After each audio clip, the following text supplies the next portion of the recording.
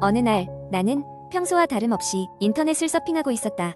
주말 저녁 할 일도 없고 따분한 기분을 달래기 위해 인터넷 커뮤니티에 자유 게시판을 둘러보던 중 한 게시글이 유독 눈에 띄었다. 제목은 단순했다. 진짜 겪은 소름 돋는 이야기. 평소 공포물에 별 흥미는 없지만 진짜라면 어떨까 하는 생각에 호기심이 생겼다. 글쓴이는 자신을 평범한 대학생이라고 소개하며 이야기를 시작했다. 그날 밤 그는 학교에서 늦게까지 과제를 하고 피곤한 몸을 이끌고 집으로 돌아가고 있었다고 했다. 집은 오래된 아파트 단지였는데 엘리베이터가 자주 고장나곤 해서 언제나 계단을 이용했다. 그날도 어김없이 삐걱거리는 나무 계단을 올라가고 있었다. 3층쯤 올랐을 때 문득 뒤에서 발소리가 들리기 시작했다. 처음엔 대수롭지 않게 여겼지만 이상하게도 그 소리는 그가 멈출 때마다 같이 멈추고 그가 발걸음을 떼면 다시 따라오는 듯했다. 그제야 등골이 서늘해졌다. 평소 공포영화를 즐겨보던 그였지만 막상 자신이 그런 상황에 처하니 머릿속이 하얘졌다. 어느새 5층. 글쓴이는 자기 집이 있는 층까지 한 층 한 층 올라가면서 계속 뒤를 돌아볼까 말까 고민하다가 결국 7층에 도착해서야 용기를 내어 뒤를 돌아봤다. 하지만 아무도 없었다. 그는 순간 자신이 과민 반응을 했다고 생각하며 어두운 복도를 천천히 걸었다. 문 앞에 서서 주머니를 뒤졌지만 열쇠가 없었다. 가방 속을 다시 한번 뒤적였고 마침내 열쇠를 찾아 문을 열었다. 어두운 집 안으로 들어가 불을 켜고 한숨을 돌리려는 순간 현관문 틈 사이로 괴상한 소리가 들려왔다. 끼익, 쿵, 엘리베이터 문이 열리는 소리였다. 그는 문득 아파트 복도에 자신 외에 다른 누군가가 있다는 생각에 불안함을 느꼈다.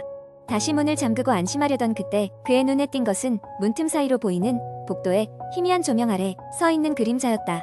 그것은 마치 한 사람의 실루엣처럼 보였다. 그는 숨을 죽이고 그 그림자를 응시했다. 이윽고 그림자는 천천히 움직이기 시작했다. 그것은 마치 그의 집 문을 향해 다가오는 것처럼 보였다. 당황한 그는 곧바로 문을 닫고 잠갔다. 몇 분이 지났을까 문 밖에서 무엇인가가 문을 긁는 소리가 나기 시작했다. 그 소리는 점점 더 거칠어졌고 마치 누군가가 손톱으로 문을 긁어대는 것 같았다. 그는 공포에 질려 안방으로 달려가 스마트폰을 꺼내 경찰에 신고를 하려 했다. 하지만 울리는 신호음과 함께 들려오는 것은 고객이 전화를 받을 수 없습니다. 라는 메시지였다. 그때 벽에 걸린 시계가 갑자기 고장난 듯 이상한 소리를 내며 멈췄다. 모든 것이 정지된 듯한 순간 집안의 조명이 한순간 깜빡이더니 곧바로 꺼졌다. 완전한 어둠 속에 갇힌 글쓴이는 혼란에 빠졌다. 온몸이 얼어붙은 듯 움직일 수 없던 그는 그저 두려움에 떨며 그 자리에 서 있었다.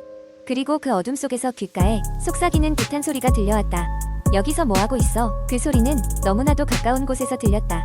그는 결국 감당할 수 없는 공포에 휩싸여 쓰러졌고 그 이후의 기억은 없다고 했다. 아침이 되자 그는 침대 위에서 깨어났다. 모든 것이 꿈이었을까 싶어 한도에 숨을 내쉬려던 순간 그의 방문에 깊이 패인 손톱 자국이 남아있는 것을 발견했다. 글쓴이는 그때의 공포를 아직도 잊을 수 없다고 말했다. 그것은 그의 인생에서 가장 소름 돋는 경험이었다며 글을 마무리했다. 그 후로 나는 그 게시글을 다시 찾을 수 없었다. 혹시나 하는 마음에 커뮤니티에서 여러 번 검색해봤지만 이상하리만치 그 글은 어디에도 존재하지 않았다. 과연 그 글이 진짜였는지 그날 밤 나는 끊임없이 떠오르는 그 이야기 속 한 페이지를 닫을 수 없었다.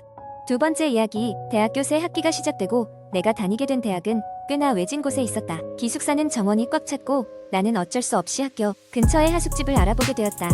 그렇게 하숙집을 찾던 중 인터넷에서 평판이 좋다는 한 하숙집을 발견했다. 가격도 저렴하고 주인 아주머니도 친절하다고 했다. 하숙집은 학교에서 버스로 한 정거장 정도 떨어진 곳에 오래된 주택가에 위치해 있었다. 외관은 조금 낡았지만 고풍스러운 느낌도 있었다. 처음으로 방문했을 때 주인 아주머니는 정말로 친절했다. 그녀는 따뜻한 미소로 나를 맞이했으며 방도 직접 보여주었다. 방은 작지만 아늑했다. 그렇게 나는 그 하숙집에 들어가 살기로 결정했다. 처음 몇 주는 별다른 일 없이 지나갔다. 학교 생활에 적응하느라 정신이 없었기에 딱히 의심스러운 일도 없었다. 하지만 어느 날 밤 이상한 소리에 잠에서 깼다. 마치 누군가가 천천히 문을 긁는 듯한 소리였다. 나는 조심스럽게 일어나 문을 열었지만 복도에는 아무도 없었다.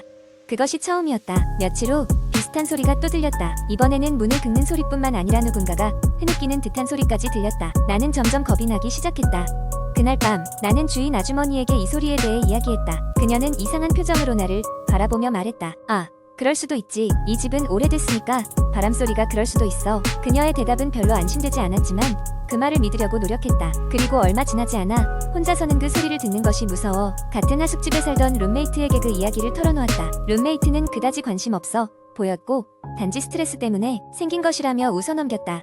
그러던 어느 날 새벽 3시쯤 엄청난 소리에 깼다. 이번에는 분명했다. 누군가가 문을 세차게 두드리고 있었다. 두려움에 떨며 방 안에 갇혀있던 나는 용기를 내어 문을 열어보았다. 그리고 그곳에는 아무도 없었다. 복도는 어두웠고 기괴한 정적만이 흘렀다. 그 순간 나는 스스로가 이 집에 더 머물러서는 안 된다고 느꼈다. 그 다음 날 아침 나는 빨리 짐을 싸고 주인 아주머니에게 나가겠다고 말했다. 그녀는 매우 놀란 표정이었지만 붙잡지는 않았다. 그러면서 마지막으로 한마디 건넸다. 가끔 이 집에도 손님이 오곤 하지. 그 말이 어쩐지 등골을 오싹하게 했다. 훗날 나는 그 하숙집에 대한 더 많은 것을 알게 되었다.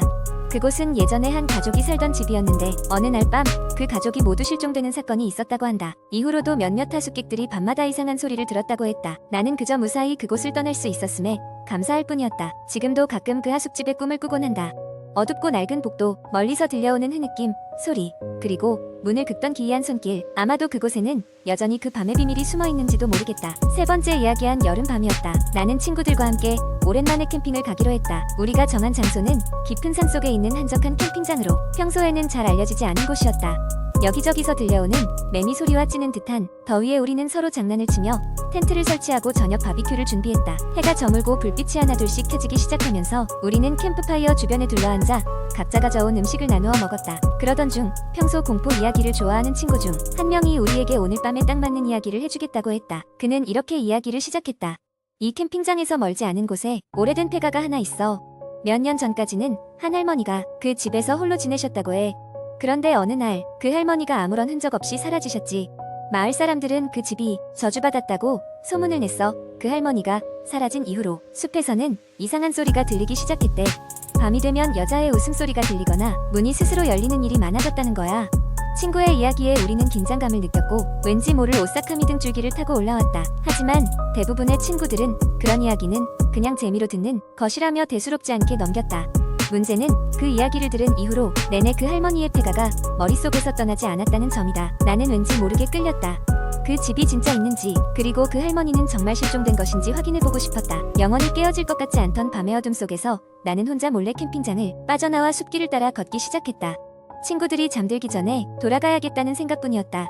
불빛과 사람들의 소리가 점점 멀어지자 주변은 핀 조명 없이도 충분히 밝았지만 어디서부터인지 알 수 없는 서늘한 분위기가 감돌았다. 얼마나 걸었을까? 나는 깊은 숲속에서 그럴듯한 폐가를 발견했다. 오래된 나무로 만들어진 집은 부서질 듯한 외관을 지녔고 창문은 먼지로 가득했다. 문에 가까이 다가가자 갑자기 안에서 이상한 소리가 들려왔다. 마치 무언가 끌리는 듯한 소리였다. 나는 두려움을 떨쳐내며 문을 살짝 밀어봤다. 삐걱거리는 소리와 함께 문이 열렸고 그 안에는 먼지와 거미줄로 가득한 방이 드러났다. 방 안으로 한 발짝 들어가니 여기저기 놓인 낡은 가구와 희미하게 남아있는 생활 흔적들이 그 할머니의 존재감을 더욱 생생하게 느끼게 만들었다. 그런데 그때였다. 뒤에서 쿵 하는 소리가 들려 순간 얼어붙었다. 놀랍게도 뒤돌아봤을 때 아무것도 없었지만 왠지 모르게 누군가 이곳에 왔던 것 같은 느낌이 들었다. 조금 더 조사를 하고 나서야 나는 서둘러 집을 빠져나왔다. 밖으로 나가 하늘을 올려다보니 이미 붉은 기운이 스며들고 있었다. 친구들이 걱정할 시간이 다가오고 있었다. 그렇게 다시 캠핑장으로 돌아왔을 때 나는 아무에게도 그 일을 말하지 않았다. 하지만 그 이후로 캠핑이 끝나고 집으로 돌아온 뒤에도 그 이야기는 내 머릿속에서 떠나지 않았다. 물론 내 친구들은 아무것도 모른 채 귀가했고 그저 즐거운 추억 중 하나로 남았겠지만 나는 그날 이후로 혼자서는 결코 캠핑을 가지 않으리라 다짐하게 되었다. 밤이 되면 여전히 가끔씩 그 할머니의 저주받은 웃음소리가 귓가에 들리는 듯했기 때문이다. 그 이후로도 나는 가끔씩 그 숲과 할머니가 사라진 이유에 대해 조사해보았다. 몇몇 기록을 통해 그곳에서는 오랜 세월 동안 여러 괴이한 사건이 있었다는 것을 알게 되었다. 그리고 그 모든 사건의 중심에는 그 낡은 폐가가 있었다는 사실도 말이다.